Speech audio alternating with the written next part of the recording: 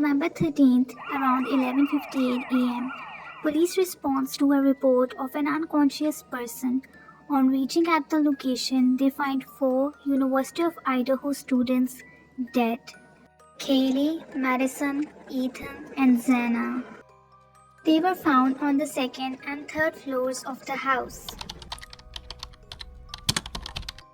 According to police, Xana and Ethan were at a party on the university campus and returned home around 1:45 a.m. on Sunday, November 13th. Whereas Maddie and Kaylee were at a bar called the Corner Club that night.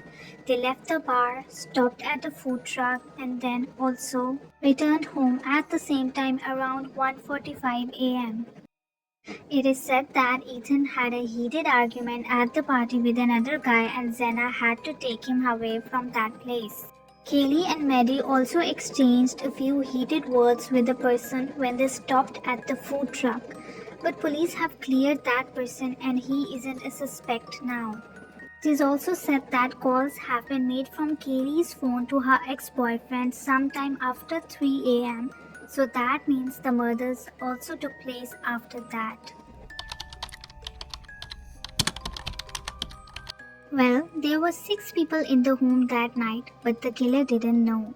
The surviving 2 roommates returned home by 1 a.m. on November 13 and they slept peacefully after locking the doors of their rooms. They didn't hear a sound whole night, and when they woke up, they went upstairs and found Ethan stabbed and dead. That's when they both ran out of the house without knowing that all 4 were dead. One roommate fell unconscious and a bystander called police to report about the unconscious girl and that something bad had happened in the house. Many people gathered, including their friends, and all went inside and saw the crime scene was contaminated.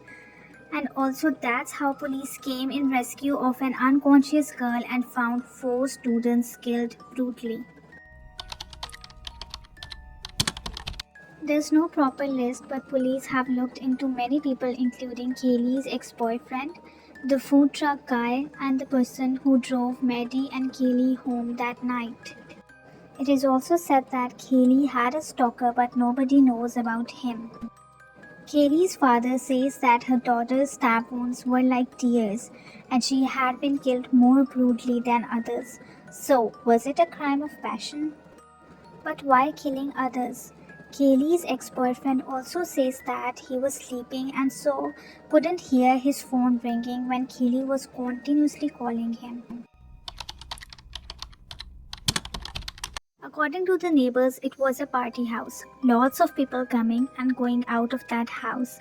One neighbor reported that he heard a scream but he thought a party was going there and so he ignored it. But others say that at the night of the murders, it was strangely very quiet and they all slept calmly, not knowing that they would wake up to this horrific news. So the point is that maybe the killer had been in the house during those parties and that's how he knew about the ins and outs of the house. The killer must also be very powerful as he killed 4 people with a knife and Ethan was a fairly tall, large guy with 6'3" height. And also there was a dog too. And maybe the dog recognized the killer and so didn't bark his lungs out during the murders. So there is a possibility that the killer can be from their friend circle who knew them closely. Police had bagged the victim's hands at the crime scene in an effort to save possible clues, including skin, hair, or DNA evidence. Police are examining videos from all over the town. That means hours and hours and hours of videos. Police are also looking for a 2011-13 white Elantra that was seen around the house when the students were killed. So many tips, so many leads, and so many people to look into, but no clue who the killer is. Subscribe to my channel to know all the updates about this case.